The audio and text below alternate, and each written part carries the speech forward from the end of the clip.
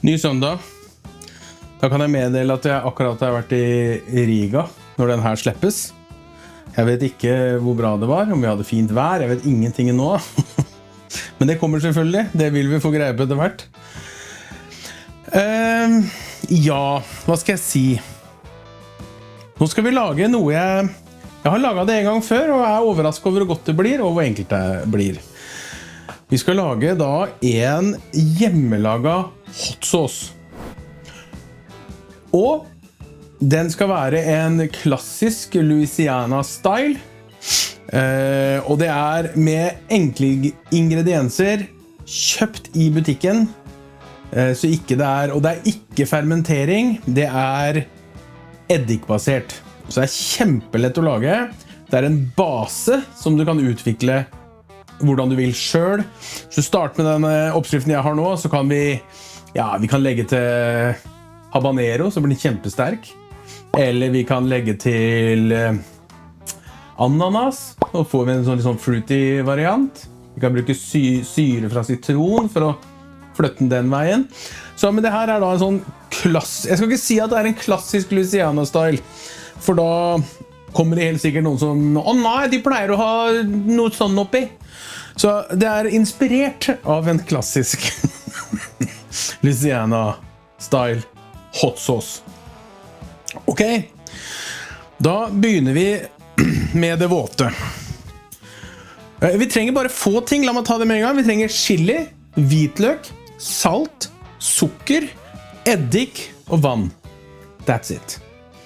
Og en kjele. Og en blender. Da har vi alt.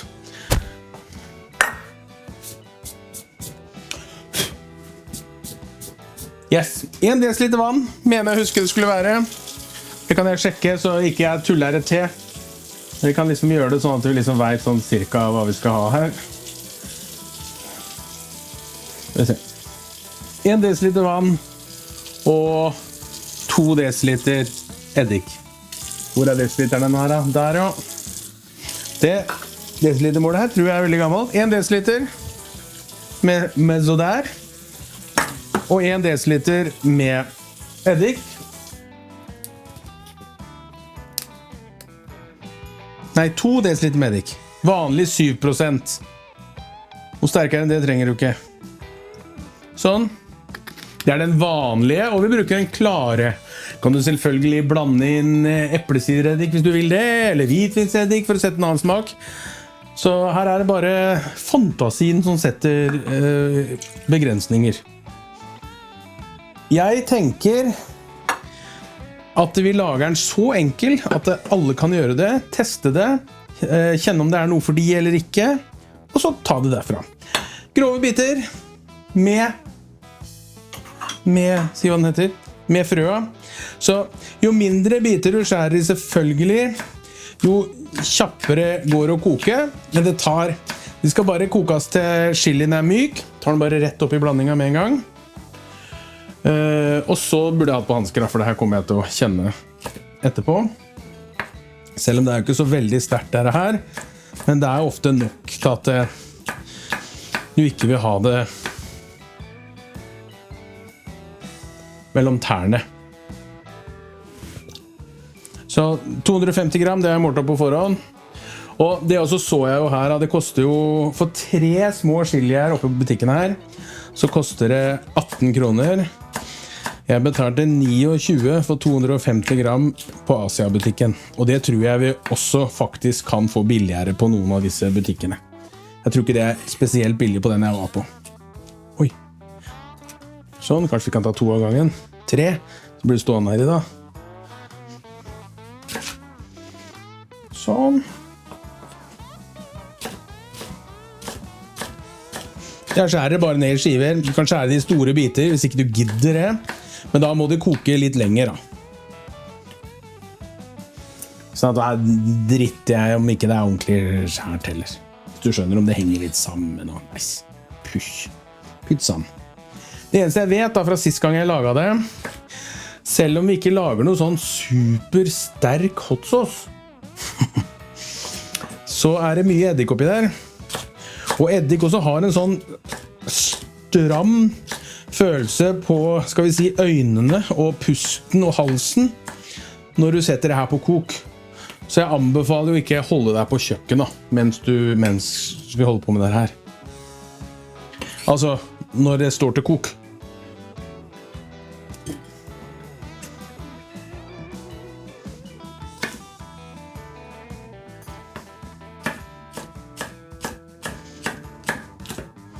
Det her jo for det som så den forrige videoen når jeg laget, holdt på å si compound butter, men når jeg laget kryddersmør, så skal jo det her brukes i neste rett, både den her og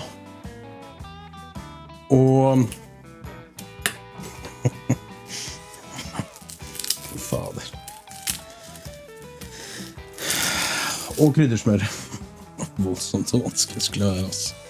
Skal vi se, 5 hvitløksfedd. Og her jo ikke et hvitløksfedd, altså sånn størrelsesmessig. Så her plukker jeg de ytre fra hvitløken. Sånn at dere vet hva jeg snakker om. De ytre ofte de som et sånt ordentlig fedd, mens de indre ser ofte sånn ut, de litt mindre. Med 2, 4, 5, da tar vi ut den som var litt liten, bytter vi den ut med den som var litt større. 2, 4, 5. Ikke det da? Jo. Og så slår vi de ned. Her slår jeg de bare flate. De her som skal jo males etterpå. Store diskusjonen, skal den bak... Nei, skal oppi der. Skal den bakpå stå på, eller skal den av? Jeg har som vane å ta den av. Det bare få av... Oi, skal det? Sånn. Kutte litt ned. Sånn. Den forrige jeg la oppi var helt smashed. Sånn. Ta de to da. Sånn. Sånn. Der. Der kommer jo bare til å bli så bra. Ja, skal det bare kokes etterpå, det også en veldig enkel prosess. Så det her en helt nydelig enkel oppskrift, men du kan selvfølgelig lage med hva slags chili du vil, ikke sant? Men jeg kan bare si med en gang, hvis du bruker bare habanero oppi her, da tror ikke jeg at jeg heller setter pris på den altså. Tror jeg. Det har jeg aldri prøvd før. Men jeg liker den med den der vanlige butikkchilien, for den liksom ikke så jækla sterk, men det fortsatt nok til at det liksom litt trøkk liksom da. Litt forsiktig når du skjærer den hvitløken, for når du holder på med det, så blir du ganske seig på fingrene. Så det liksom fort gjort at det henger litt fast også. Ja, så var det gjort da, vet du. Sånn. Oppi der. 5 sånne. Se, hva mer trenger vi oppi der? Jeg må vaske meg. Skal vi se.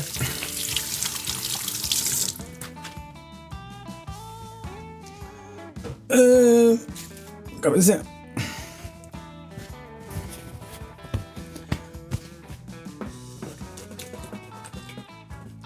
Da bare starter jeg den bare, sånn at den kan begynne nå, sånn at vi bare I gang, så jeg får kontroll på den. Opp på kok, ned på kok, la den bare ligge og suse. Litt høy varme nå, bare for å komme I gang. Og så trenger jeg, nå må jeg lese.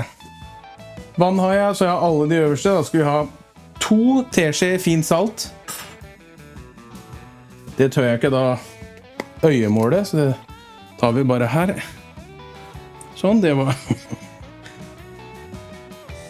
Sånn. Det får stå til. Så der, og så 1 teskje med sukker. Det har jeg fra forrige jeg laget. Så der. Og that's it. I første akt. Skal vi se, hvis vi bare tar og rører litt oppi her, så vi får det her I gang. Og så setter vi på lokket etterpå. Som dere ser så det barely nok væske oppi her. Men det her regner jeg med kommer til liksom også å synke sammen. Og så skal det males etterpå. Sånn. Dra på litt til mens jeg holder på. Så det som er viktig når det først koker nå, det er at ikke det fosskoker, for det skal det ikke gjøre. Du skal liksom bare ned og så stå og så småboble. Og når du har på lokk, så er det ikke mye som skal til for at det bobler. Vi ser om vi får kontroll.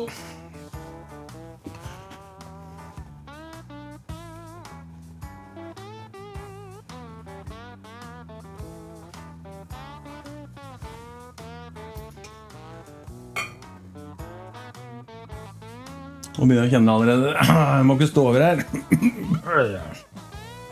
Og jeg tror ikke det er chilien som gjør det. Jeg tror ikke den er sterk nok til det.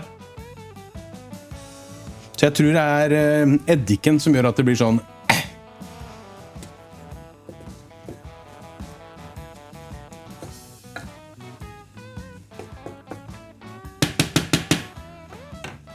Ja.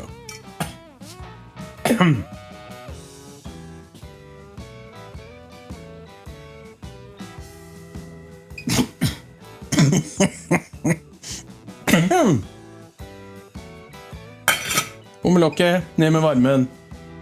Og så ses vi om 15 minutter. Jeg sier hvor lenge vi har vært borte. Cirka 17 minutter, og de er myke, jeg har kjent på de. Nå kommer jo det skumle da. Det er at nå skal det varme væske oppi der. Og den, jeg kan la meg vise dere bare det så dere ser det. Den her, den har vært gjennom sine beste dager, så den er helt ødelagt. Så hvis noen vet om det går an å få tak i ny sånn bånd, det kan ha en lekker også, det problemet får vi ta etterpå hvis det kommer. Så hvis noen vet om det går an å få tak i den, til en, jeg sikkert sjekker selv altså, men det er litt gøy hvis vi lager noe action ut av det da. En HR2084 fra Philips. Yes. Sånn. Så da må jeg være litt sånn forsiktig når jeg knepper den på.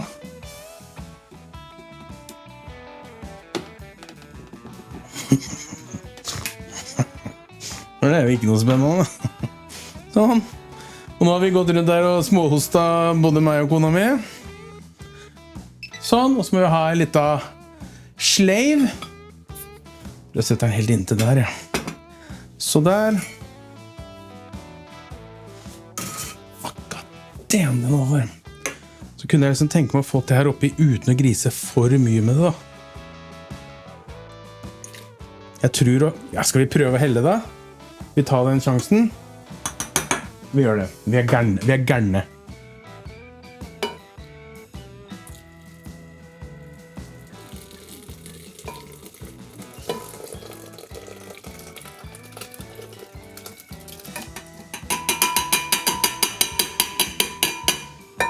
Den så de hadde respekt for. Og så oi, sånn. Og så kjører vi den helt glatt. Og så passer jeg nesa mi til for noe gærent, og så må vi si ifra hvis det begynner å renne ut her.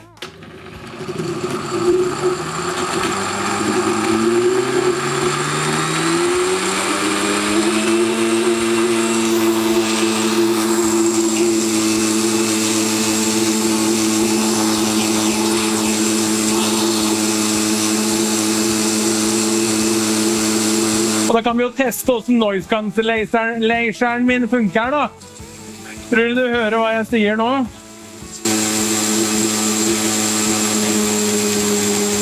Oi, hvorfor ble den sånn? Hørte den endret lyd?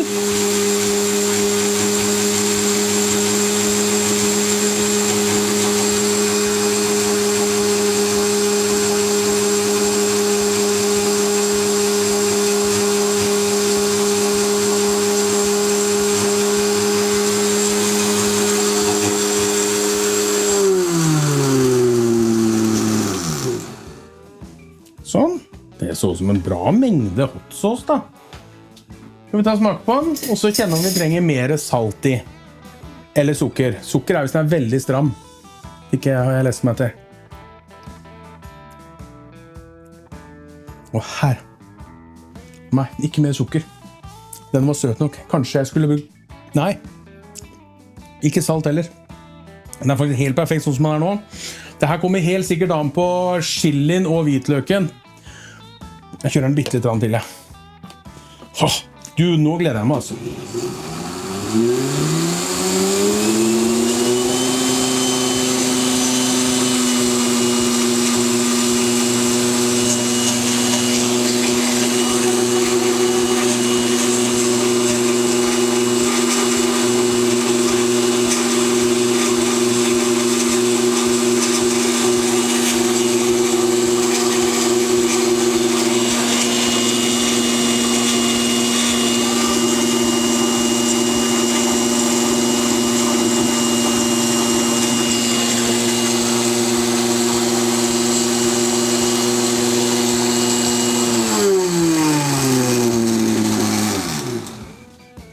Det ser ut som den har holdt i hvert fall. Sånn. Tar vi bort den. Sånn, så tar jeg den, altså. Ren flaske. Så holder den oppi her, i kjøleskapet, 2-3 uker. Så det er ikke nødvendig å lage veldig mye. Kanskje halv oppskrift faktisk hadde vært nok. Men den kan du lage på bestilling, holdt jeg på å si, for det er ganske enkelt. For nå tror jeg det er mer enn en sånn flaske. Det så greit ut. Altså NASA. Så heller vi på da. Her er det 2 skoler. Noen siler den, da blir den litt tynnere. Mens andre kan være sånn som den er nå.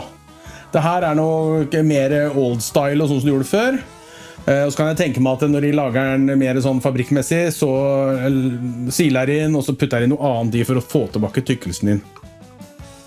For nå har du jo ikke helt kontroll på tykkelsen. If that makes sense. Se her da. Noe mer du vil da, eller?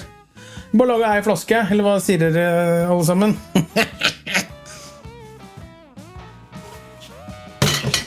Så der. Smaker litt til da. Vet du hva? Den er helt nydelig. Den er ikke for sterk. I det hele tatt. Jeg kunne hatt en halv habanero eller en hel oppi, uten at jeg hadde hatt noe issues med det. Men nå har vi basen. Og mens den er varm, så snur jeg den opp og ned for å få varmen opp i toppen. Bare sånn, for sikkerhets skyld. Men det her holder det nå. Herlig. Da går det ikke an å si det nå, eller da? Hege, da har jeg holdt sånn. Men det morsomme er nå, på mandagen. Nei, neste søndag. Hva bruker jeg det her til? Hva bruker jeg kryddersmøret? Og hva bruker jeg hotsaucen til? Bare gjett i vei. Yes. Så tar jeg meg den og går. Fy faen, det var bare. Sånn. Da må vi huske på at sommeren begynner å nærme seg slutten, er jeg redd. Det er vel varmt litt ute i august, vel. Men vær snille. Så godt det lar seg gjøre. Og i morgen er det en ny dag. Ha det godt!